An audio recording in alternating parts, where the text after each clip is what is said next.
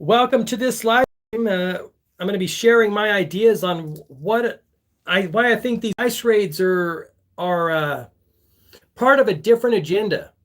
Something isn't right about them. I've been putting the pieces together for a while. I mean, I'm skeptical about anything the government does because of the Hegelian dialectic, because of Patriot Act 1.0. I think these ICE raids, and I've got a video here of Donald Trump talking about his biometric entry-exit visa tracking system from, I think this was from 2016. Well, it's when he and Pence were running. It was during his election.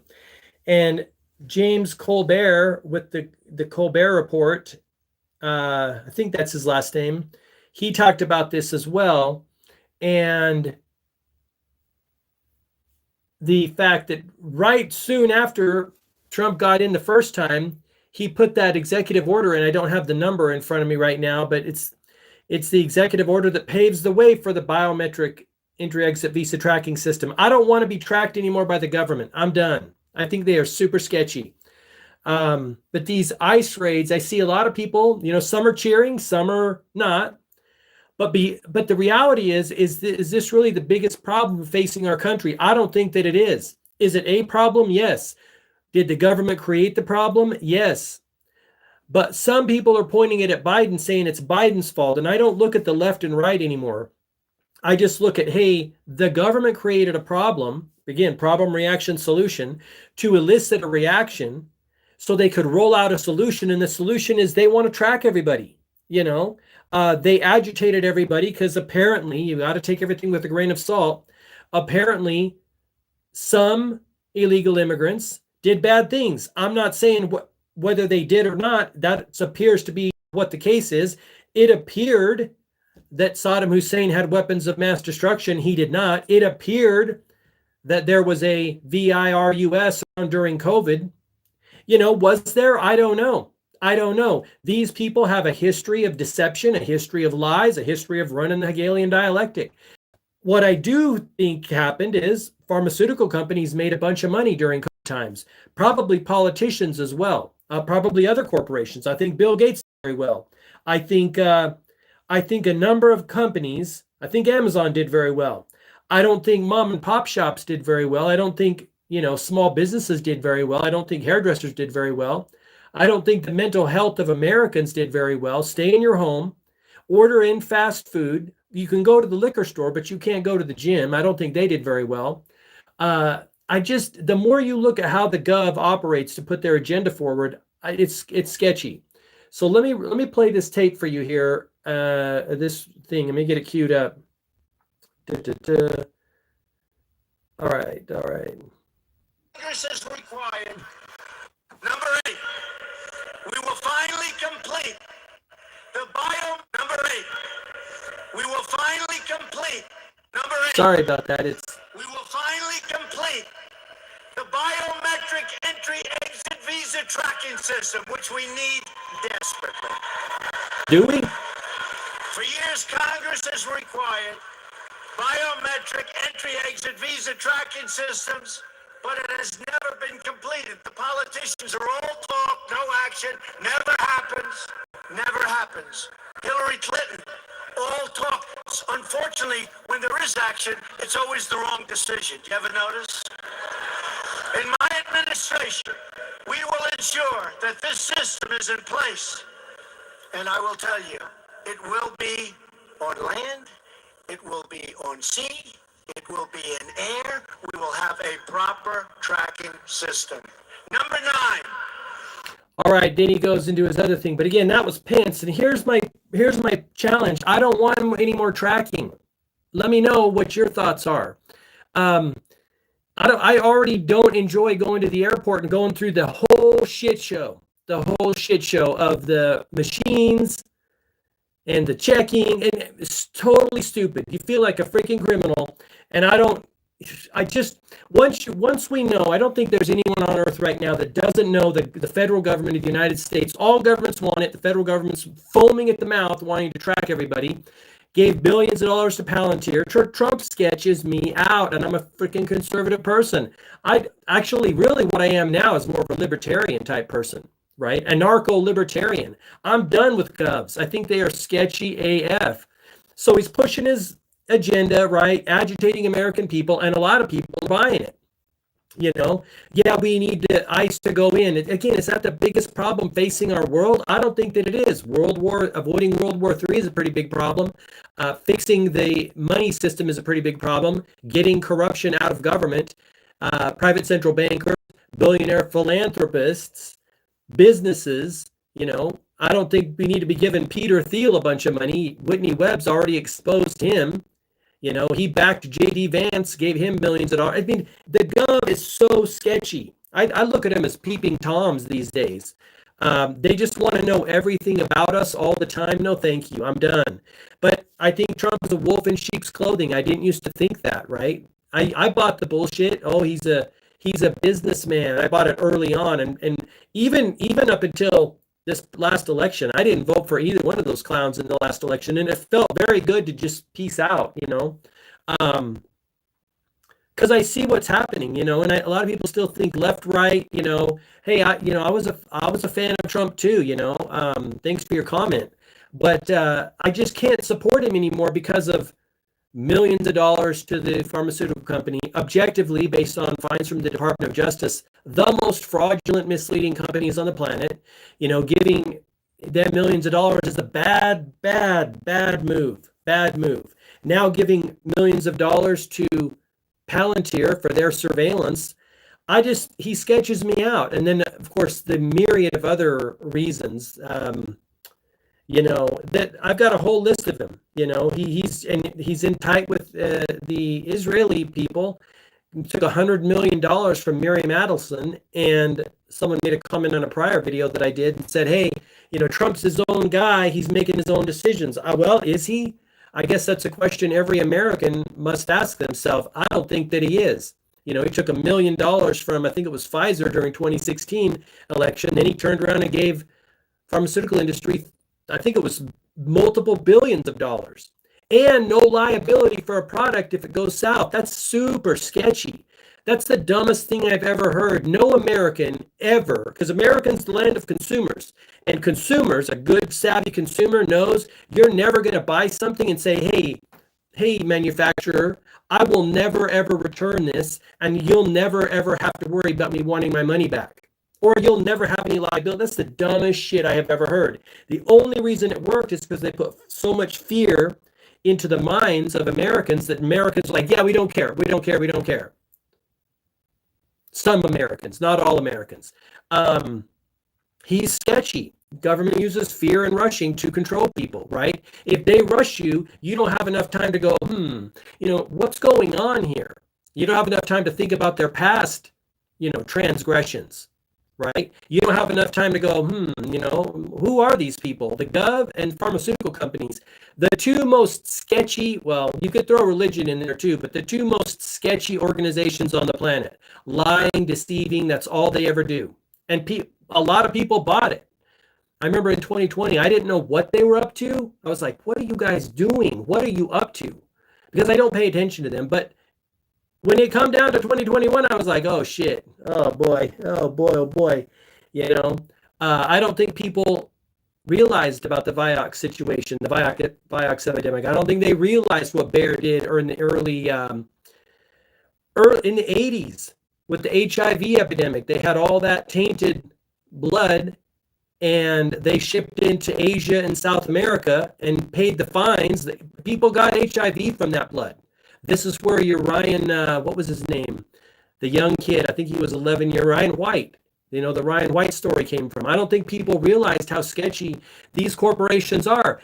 It's so wild because the government was rushing in fear. Frank Herbert told us, right? Fear is the mind killer. You put enough fear into someone, they will shut down their ability to critically think, and they will just basically do whatever they're told. It's what it is based on my investigation into how the CIA operates. It's basically trauma. Fear and trauma can make people do some crazy thing. This is why my recommendation to anyone who will listen is to just consider never watching the news, never listening to politicians, because the level of behavior modification and control is so advanced now at this point. Heck, the CIA had people in the media in the 70s. And so I just tell people, just consider how advanced the mind control manipulation is. We all know they want to modify behavior and control behavior. That's what their goal is. And anyone who will listen, just check into how the CIA operates. The CIA is running our government. I mean, they are doing the things, and they're super bad news people. But that's what I think about the ICE raids. I just think that I think it's a show for the like hardcore MAGA people. Again, I used to support him too, and I supported him because I'm not down with career politicians. 50-year career politicians are not what I'm about. I think it's super weird, especially. And Joe Biden was the perfect one to agitate conservatives. He's exactly what conservatives do not like. I mean, he is the 50-year career politician.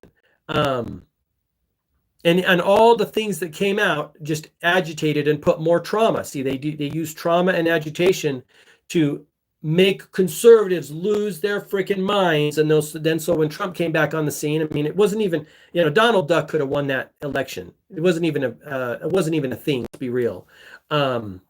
Although, we don't want to go down the rabbit hole of how some people in our country, they're in a different type of mind control. The liberals are in a different type of mind control situation where they're looking to Joe Biden and Kamala Harris going, yeah, this is a good thing. I can't wrap my mind around that, but I agree. That's also a different level of mind control and manipulation. I've tried. After Joe Biden won the election, I said to myself, maybe there's something I'm missing. If my fellow Americans voted for them, which I have friends who are very liberal, and I respect and love them and appreciate them. I said, maybe I'm missing something. About 2 weeks later, I was like, no, those people are crazy. And I say that with love and respect to those people. I'm somewhat joking, but somewhat not. The reality, we've all been manipulated. We've all been subject of advanced mind control, propaganda. I used to think North Korea was the propaganda capital of the world. I don't think that anymore. I'll give you a guess what country I think is the propaganda capital of the world, and nobody does it better, right? Especially when you look into how these governments and corporations and institutions use the best advertisers in the world, the best marketers in the world, the best propagandists in the world to push their agenda. Israel uses them heavy. They've been using them heavy for a long time. Something's going on, awakening humanity. I think the deception meter of humanity went through the freaking roof recently. I mean, it's like off the charts. I can't tell whether these bad actors in our world are getting lazy and dumb, sloppy, or whether humanity got an upgrade in their deception meter, like their deception sensor. I can't tell what it is, but people are waking up and noticing big time. Anyway, there's my piece on the ICE raids. I think it's a part of the Hegelian dialectic. I think it's another psyop. They want to push a totalitarian surveillance state, clearly, and it's sketchy to me. And a lot of people are buying in. I can't tell whether the content creators online, I don't want to start naming names. I can't tell whether some of them have been, corrupted. We know people run the media. Even RFK Jr., this was like 9 years ago, said, yeah, all media companies are ran by like 6 or 9 companies, right? 6 or 9 individuals. We know governments in media. We know corporations, or not corporations, but individuals run media. And as George Carlin said, why wouldn't they collude to, create favorable business conditions, right? Hey, thank you very much. I appreciate your comment. And to that point, I think it's time to get real and talk about, real things. It's not always an easy thing to do because, again, from the mind control situation, I sometimes joke about the fact that I'm not here to change anyone's minds. I'm here to speak my mind because the reality is I don't know the first thing about reversing trauma induced mind control. That's next level, way next level. I mean, I know how I reduced mine, which is basically a detox from media. That's the only way I can think of it. So your brain and your consciousness resets, and you start to start your critical thinking engine again. But I don't know how to do other people's, because a lot of people are still plugged into the media matrix. And but I think that's the key. And so I appreciate your comment. I think the key is to get super real, get super authentic. And you know what? You're seeing this trend on YouTube. Have you seen these basically talking head videos that are just super real? No editing, they just start their camera and they start rolling, talking about real shit. And I think it's a way to heal the world. The more real and authentic we get as AI ramps up, as the media manipulation machine ramps up, as the, government's running Hegelian dialectics to a higher and higher degree. I think it's the way we heal up the world. So I appreciate that. While I've got you, I want to also invite you to check out a couple of resources. I created a guide called the Great Awakening Guide, which is all the best documentaries, movies, again, that help these help wake me up. I created it during COVID times. You can learn more at greatawakeningguide.com. It's a free PDF, no email required. It drives you back to my website, gmarkphillips.com. But greatawakeningguide.com, that's a PDF with all of the best documentaries and resources, including 41-ish ways to stay safe as we move forward. Because I would get a bunch of comments on my posts anywhere on social media at gmarkphillips, and the people would say, hey, what do we do? What do we do? What do we do? We know there's a problem. What do we do? So I put together all these things. You probably are familiar with some of them, get as much out of the systems with an S as you can, right? Healthcare, financial, education, any system where the powers that be have a large degree of control, become self-reliant, just keep on researching and researching. So that guide is available. But I also want to invite you to check out One Life, which is the system that I created to help people fulfill their mission in life. Right now, more than ever, I think it's super vitally important, and this is in the Great Awakening Guide, is to know yourself and know your mission. Because the old system is dying, right? The old system is collapsing, and I think it's going to be maybe worse. I think it's definitely going to be worse than the Great Depression. I don't know when that's going to happen, but the money system is collapsing, and this will be the final piece of the puzzle that they want to have happen to bring America and humanity to its knees so they can institute their, one world government, which I hope it doesn't get there. If enough people wake up in enough time, it might not get there. I don't have a crystal ball. I just spend most of my time looking at the past, different things that they've done. And I've been looking heavy at these financial collapses. I mean, heck, 2008 wiped out a bunch of people. Remember 2008? Stock market dropped like 40, 50%. And I know a bunch of people who lost everything. They were in the housing market, right? Some of them were some of them were contractors and kind of spec builders, but I don't think it didn't touch anyone, right? And I think the next one that's coming is going to be even worse. And especially, who's sharing a lot of good details is this guy. It's Pissed Magitus. I'm going to spell it out for you. ISSEDMAGISTUS. He is exposing a lot of what BlackRock did, and the Larry Fink situation, and how Larry Fink was plugged in to the housing collapse in 2008. I think that they're really sketchy, and I think the reason they're messing with the financial systems is because that's how they're going to bring Americans to their knees, right? I look at the financial warfare that is going on against Americans as jab, jab, jab, jab, jab, jab, softening up Americans and weakening them, because the price of goods and services, especially if you have a family, especially if you're, raising kids and have a lot of expenditures, it's wiping out. It's definitely taking the income that Americans are making. And my feeling is that they are having to dip into either credit cards and or retirement to make ends meet. That'll only go on for so long. And the government's just like, yeah, let's do ICE raids. That's the biggest problem facing America. Again, I'm not saying it's not a problem with illegal immigration, but I don't think it's the biggest problems are always financial in my mind, because we all need money in order to live, right? And so I think these jab, jab, jab, jab, and finally they're going to freaking throw a knockout punch, and many Americans are going to get caught again. Like, oh wait, and I'll share, since I got you here, and again, you probably already know this, but after I watched The Great Taking by David Rogers Webb, which is a phenomenal documentary, I did a review on my YouTube channel at G. Mark Phillips here.